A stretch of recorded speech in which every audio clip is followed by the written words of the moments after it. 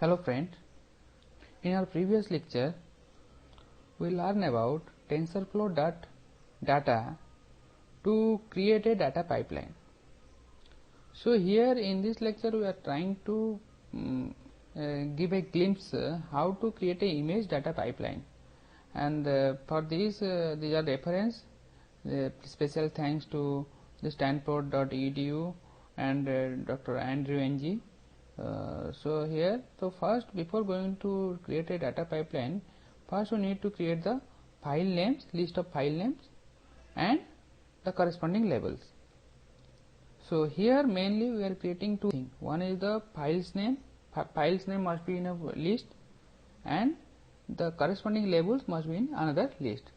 So before going to do this, first check the data here.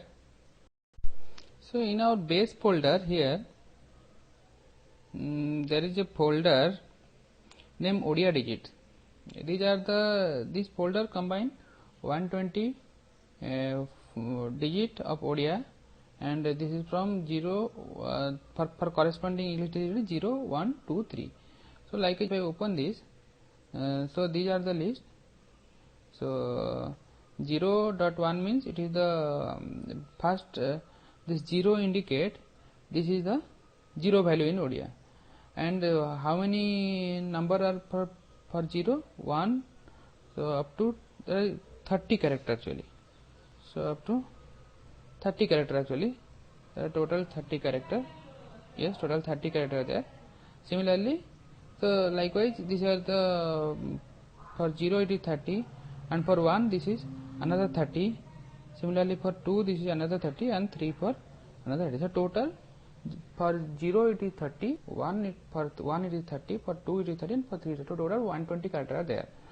So put this in a proper format. Here what we are creating two empty lists. One is to keep the file names or the corresponding location of the file names in a proper list, and second one the corresponding label for this file name in another list, namely labels.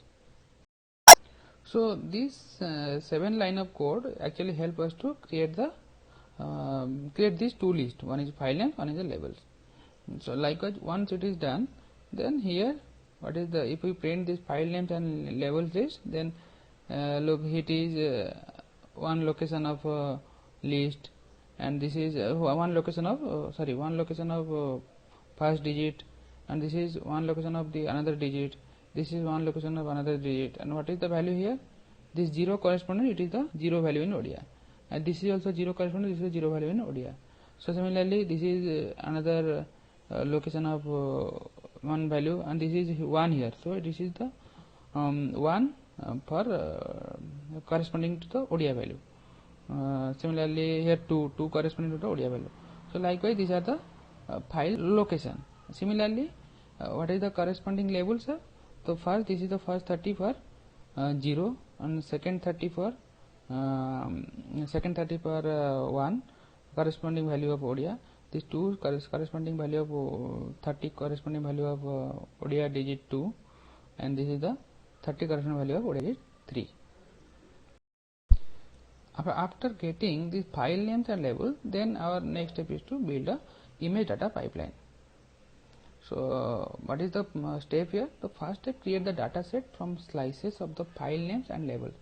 So here actually we are creating a tuples of file name to its corresponding label. That means if it is 120 file names and 120 labels, then the first file name and the first label combinedly give you a tuple, and the second file name and second label combinedly give you a tuple. Likewise you will create a 120 tuple here, and these are in a orderly. That means first 30 for 0, second 30 for 1, third 30 for 2, and fourth 30 for 3. So then we need to shuffle this thing. So then the next step is to shuffle the data with the proper buffer size. Then we want to convert this thing to a proper pixel value. Then the image need to convert it to the proper pixel value. Then if it is a training, then if it is a training process, then we need to do the data augmentation part. This is the fourth step here. And then we need to create the batch of image, and then we preface one batch to make sure that the batch is ready to be served at all time. That means there is no such starvation of batch. So before processing any other data, we need to make sure that another batch is already ready. So let's go for the code perspective view here. From code perspective view, first we need to do the slice of the file name and label. So these lines, so first we need to import the TensorFlow TF. Okay, then this line tf.dataset.from tensor slice, this module actually help us to make the file name and label in a slice wise. So actually what it is doing here, it take the first file names and the first label, then combine them to a group, make it a tuple.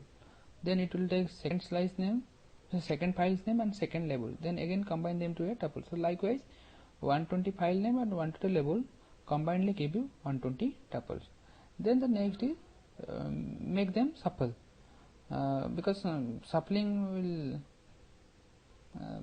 make them on order, because previously it was order 1, then first 0, then 1, then 2, then 3, first 13 number of 0, then 13 number of 1, 13 number of 2, then 13 number of 3. But after executing this line, this will make them shuffle. That means it will become a on order fashion. So after this first two steps, then we'll go to parse the image. So what the parse is actually doing here, it will read the file, it will decode to according to its format, basing upon this PNG format, then convert the image data type to float, and then resize the image to 64 plus 64, and after that it will return a image and label. So this line basically does this parsing. So while mapping, we actually pass the function here to parse each file name, parse according to file name and label, and then here the num_parallel calls is 4. So what is the num_parallel call? The num_parallel call is the number of thread. So here it is mentioned the multiple thread to improve the speed of processing. That means the number of if the number of parallels calls increases, that means it will increase our processing speed. Then we go for the step 4. What is the step 4? It is a data augmentation of the image. That means it will before training we need to do the data augmentation part here. So in this fourth step, what is the train purpose is actually doing here? It will randomly horizontally flip the image with a probability of 0.5, and then it will add a random brightness to the image, and it will add a random saturation to the image, and then return the image and the label value. So this function actually passed as a argument in a map function, and here similarly their num_parallel call is here also 4. That means there is 4 number of parallel threads there to improve the processing speed here. So this is the 4th step, and then after that we'll go for the 5th and 6th step. So here 5th step, the data, we need to add a data, the batch of data, and then preface the data here.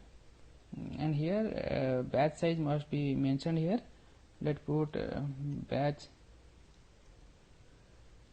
size is equal to 12. So likewise if we run this,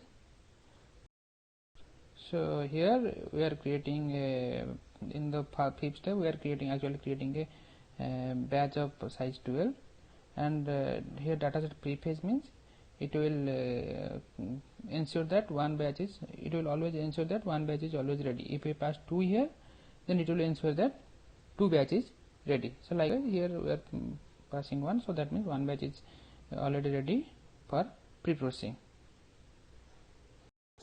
So not for pre-processing but for training, 1 batch is always ready for training.